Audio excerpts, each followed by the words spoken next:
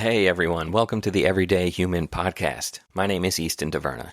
Each day I'll share a reflection written by me and inspired by literature, poetry, music, movies, video games, and more. And after that, I'll share a prompt for you to write your own reflection. Together, we'll explore what it means to be human. Every month, we'll walk a new path, taking a look at life, death, the universe, and everything in between. Thanks for coming along. I'm glad you're here. For more, visit eastontaverna.com or join me on Instagram at _everydayhuman. Hello, everyone. It's May 4th, and I hope all is well in your world today, or as well as it could be. This reflection is titled, For What They Are. It was inspired by the poem Hyla Brook by Robert Frost. This is our third Frost-inspired reflection. We had one back on February 28th titled Worth the Price of Admission. Then we had another on April 21st titled Swing Life Away.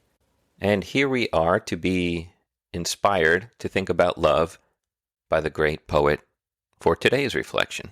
So I won't go into a long intro for Frost today, but do head back to those previous reflections if you haven't listened to them yet. You can hear a little bit more about Robert Frost and listen and reflect a bit on life and nature in those episodes.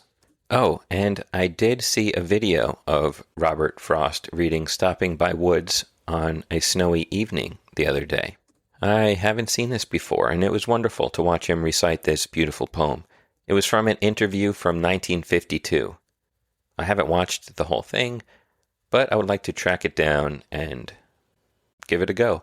You should check it out if you're a fan of his work. Okay, here is the poem Hyla Brook. By June, our brooks run out of song and speed.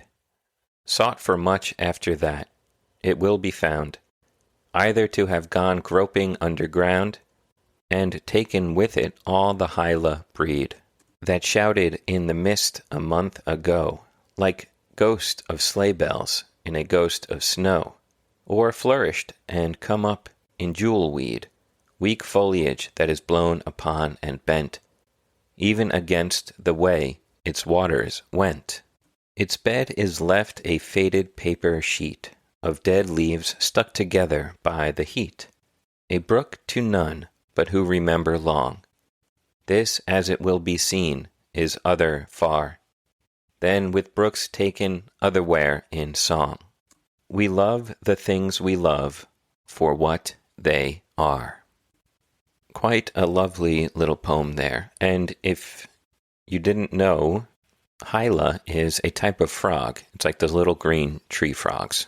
So that's what he's talking about with the noise of the frogs, and then it vanishes as the waters dry up in summer. And here is my reflection. There's something real out there. In a world of counterfeits and simulacra.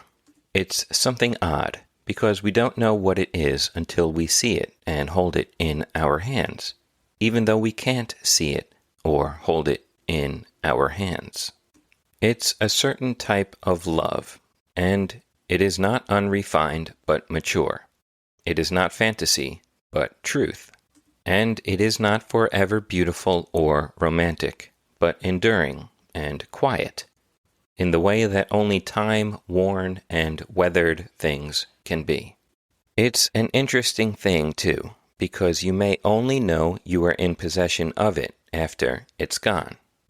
Nevertheless, elusive and mysterious as it may be, it exists hushed and in a dark cave, resting and waiting to be found.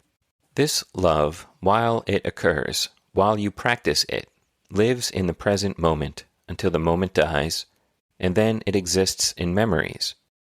And such valuable things they are, memories. What are we without them? This love does not and will not tolerate ideals of perfection or expectations of permanence. No, instead it exists and thrives in the fleeting moments and in our flaws. This love's roots grow deeper as the bearers age, and are wind-stricken, and suffer storms, and are changed by time, in the ways that only time can change us. This is the love that exists solely for you to love others for who they are. Nothing more, nothing less. When the brook is rushing and babbling in spring and the frogs are splashing, and when it is dried and emptied in the heat of summer, carpeted with dead leaves. Through it all and always. And there ends today's reflection. There's a lot of thinking out there, maybe perpetuated by stories or movies, of saving people or changing them or rescuing them. But you can't really do that. If someone is going to change, they're going to have to want to change themselves. What you can do, if you love them, is love them for who and what they are. That's your choice. And to be clear, we're not talking about if it's an abusive or toxic relationship. If that's the case, you don't stand for that behavior and you leave and move on. We're talking about the idiosyncrasies, some of the things that we may not appreciate about those we love, but we can live with. And sometimes it's a matter of perspective or changing ourselves in order to love who and what they are for what they are, without trying to change or rescue or any of that. Because people do change throughout time, just like the brook in Frost's poem, don't they? They're different now than they were in the spring. They're different in the summer than they will be in the winter. All throughout life, but this is the type of love we're talking about today. And that last line is so powerful. We love the things we love for what they are, not for what we want them to be or think they should be. Okay, now it's time for your reflection question. In your journal, or on your pile of napkins, or while you are taking a walk next to a brook maybe, or holding a loved one's hand, write your thoughts down or just think about the following. Do I hold ideals of perfection or expectations of permanence for those I love? Or do I love them for who they are?